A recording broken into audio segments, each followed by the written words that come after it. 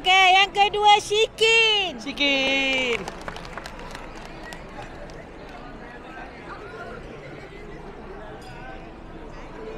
Ini kategori pertama. You all tahulah bila kategori pertama ni kan golongan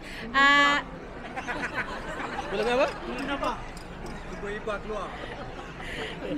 okey, golongan bersama family ada anak. Okey. Yang ini tahun lepas dia tak ada. Tahun ni dia ada, lepas tu dia naik kategori. Syamil. Oh. Dia dah upgrade. Okey, next. Khairul Anwar. Anwar.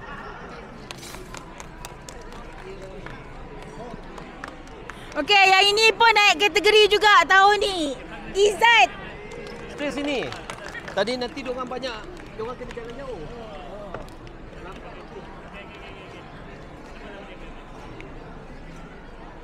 Okey, yang ini.